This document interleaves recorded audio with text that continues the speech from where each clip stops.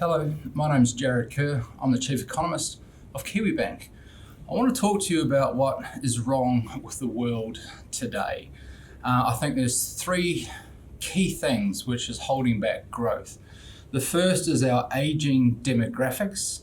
The second is fiscal austerity and regulation. And the last, and certainly not least, is the rise in populism and protectionism. See, as an economist, we like to think of potential growth being split into three P's. The first P being population. Now, our population growth rates have been declining since the 80s.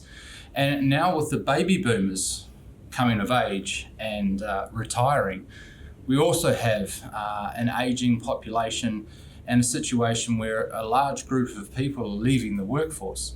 And that brings me to the second P, which is participation. So what we have seen, a big positive in the last 20, 30 years, is a rise in female participation, and that's fantastic. But now I think the demographic forces are going to outweigh that, and we are going to see a slight decline in participation in years to come as those baby boomers retire. Now, we're not all created equal. You see, Japan is probably one of the worst case scenarios when it comes to aging demographics. Japan's population has been declining for about 20 years. They have an aging population where apparently about 60% of their population will be over the age of 60 by 2030. So can you imagine the weight on that bottom 40% trying to carry the whole load?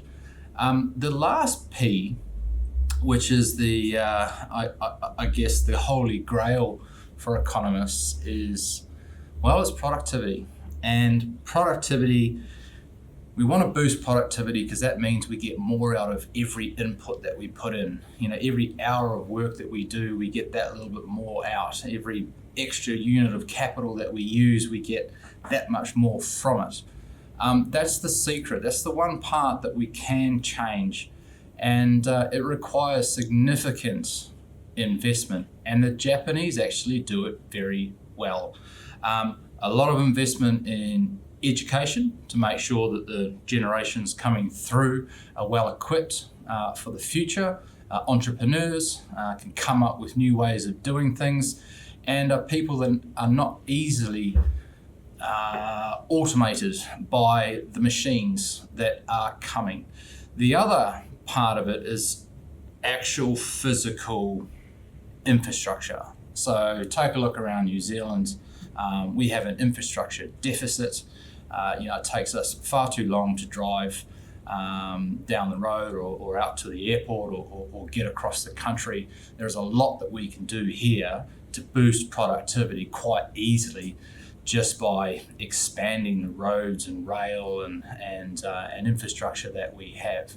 So we're not all created equal. When you look at New Zealand, you look at our population, we're growing. And according to most forecasts, we will continue to grow forever based on our migration policy.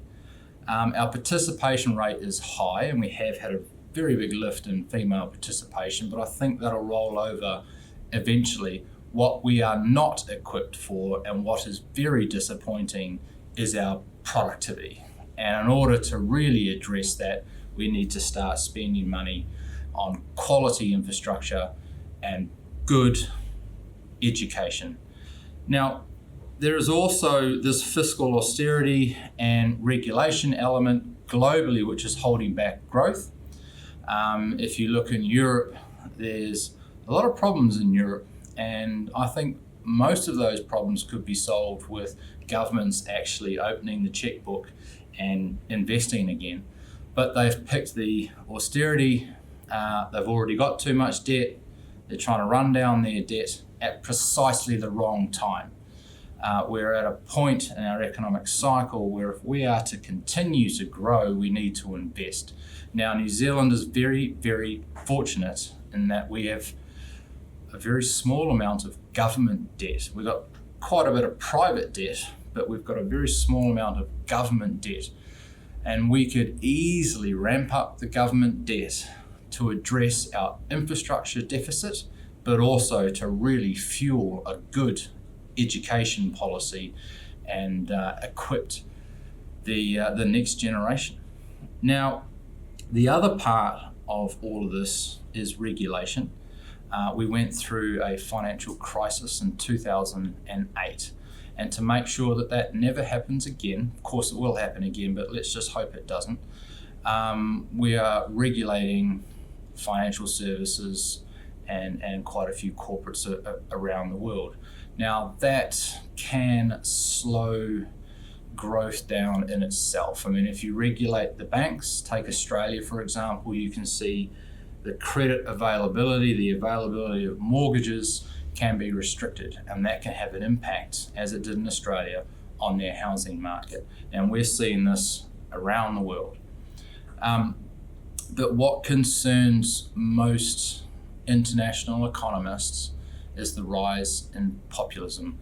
Now, populism is basically frustration, people being sick and tired of living the way they live and wanting something more. And it happens after a long period of pretty ordinary growth or recession or depression, is what we've seen in Greece. And people rise up and they vote for something extreme. All of a sudden Trump looks interesting. All of a sudden Brexit is a good idea. All of a sudden Marine Le Pen in France and wants out of the EU. Well, that might be a solution.